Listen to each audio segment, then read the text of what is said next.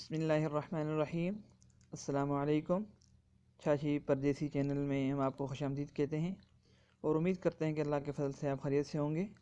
तो दोस्तों, आज हम आपको सिखाएंगे कि इंजाद एप्लीकेशन से आप अपने मुल्क में पैसे कैसे ट्रांसफ़र कर सकते हैं और वो भी घर बैठे अपने मोबाइल से। इंतहाई आसान तरीका है। अब आपको बैंक जाने की ज़रूरत नहीं है। इंजाद एप्लीकेशन को अपने मोबाइल में डाउनलोड करो और पैसे ट्रांसफ़र करो।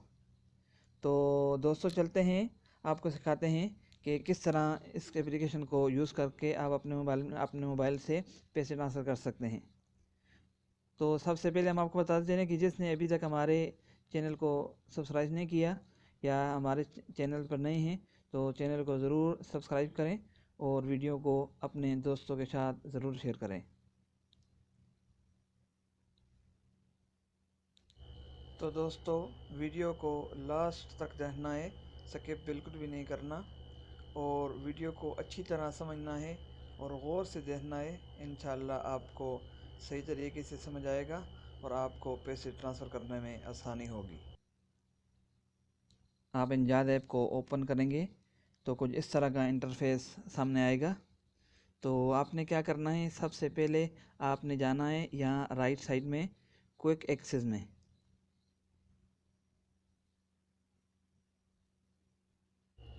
तो दोस्तों, यहाँ पर आपने क्विक एक्सेस में जाना है और इसको ओपन कर लेना है। यहाँ पे आपने जाना है और आपने इसको ओपन कर लेना है। ओपन करने के बाद सबसे पहले आपने अपना इकामा नंबर इंटर करना है। इकामा नंबर इंटर करने के बाद आपने लॉगिन पे क्लिक कर देना है। लॉगिन पे क्लिक करने के बाद आपके मोबाइल में एक कोड आएगा 4 हिंसों वाला, जो आपने यहाँ पे इंटर करना है। मेरे मोबाइल में कोड आ चुका है। कोड डायल करने के बाद आपके सामने कुछ इस तरह का इंटरफेस आएगा। तो आप देख सकते हैं कि नीचे यहाँ पे लिखा हुआ है टैप टू सेलेक्ट बेनिफिशरी। तो आपने यहाँ पे क्लिक करना है। यहाँ पे क्लिक करने के बाद आपके सामने वो सब नाम आ जाएंगे जिन पर आपने पैसे ट्रांसफ़र किए हुए हैं। जितने नामों पे आपने पैसे ट्रांसफ़र किए हैं सब आपके सामने ओपन हो जाएंगे। तो जिस नाम पे आपने पैसे भेजने हैं आपने उसको सेलेक्ट कर लेना है। सेलेक्ट करने के बाद आपके सामने कुछ इस तरह की स्क्रीन होगी। यहाँ से आप देख सकते हैं कि आप सऊदी रियाल भी ट्रांसफ़र कर सकते हैं और अपने मुल्क की करेंसी भी ट्रांसफ़र कर सकते हैं। जो भी आप ट्रांसफ़र करते हैं आपने यहाँ से सेलेक्ट कर लेना है। सेलेक्ट करने के बाद आपने यहाँ पे जितने भी आपने पैसे ट्रांसफ़र करने हैं अमाउंट वो आपने इंटर करना है। अमाउंट इंटर करने के बाद यहाँ पे लिखा हुआ है पर्पस ऑफ ट्रांसफ़र। तो यहाँ में आपने किसी एक पे भी क्लिक कर लेना है, पर्सनल, और नीचे डिस्क्रिप्शन पे आप खाली छोड़ सकते हैं, आप कुछ यहाँ भी लिख सकते हैं और फिर आपने नेक्स्ट पे क्लिक करना है। जब आप नेक्स्ट पे क्लिक करेंगे तो आपके सामने ट्रांसफ़र डिटेल आ जाएगी। यहाँ पे आपने ट्रांसफ़र अमाउंट है जो भी आप चेक कर सकते हैं और एक्सचेंज रेट है या आपकी अमाउंट है कितनी बनती है, जो भी आप सारी डिटेल आप चेक कर सकते हैं। डिटेल चेक करने के बाद आपने यहाँ पे स्वाइप करना है राइट साइड में।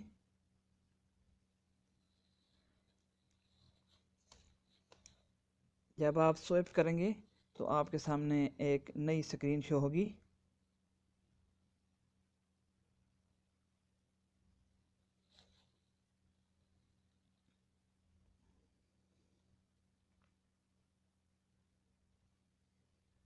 तो दोस्तों, आप देख सकते हैं कि एक नई स्क्रीन ओपन हो चुकी है। तो यहाँ पे आपने अपने एटीएम कार्ड की डिटेल देनी है। कोई भी आपके पास कोई भी एटीएम कार्ड है, राजी का है या बिंकल बिलाद का है या बिंकल रियाज का है या बिंकल इनमा का है, तो यहाँ पे आपने सबसे ऊपर अपना कार्ड नंबर इंटर करना है।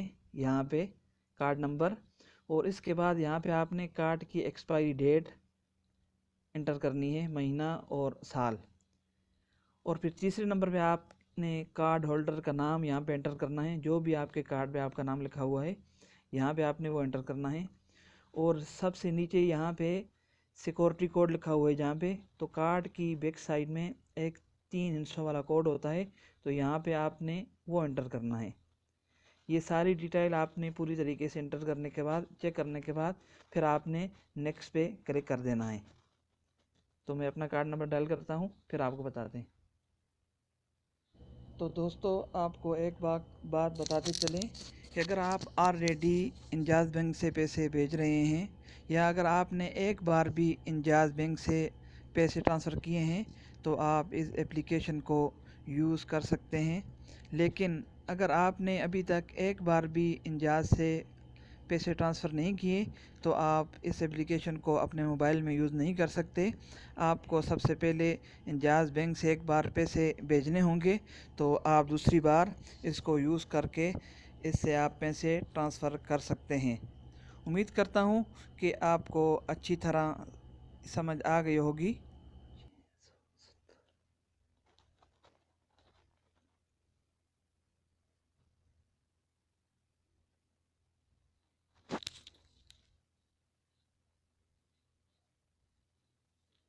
जब आप नेक्स्ट पे क्लिक करेंगे, तो आपके सामने एक नई स्क्रीन ओपन होगी। तो आपने यहाँ पे नाउ पे क्लिक करना है।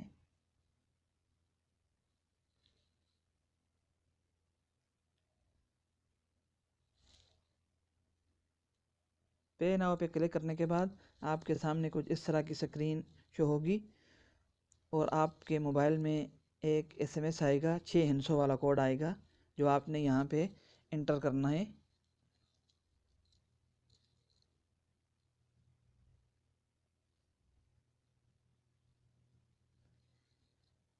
कोड इंटर करने के बाद यहाँ पे आपने टिक का निशान लगाना है।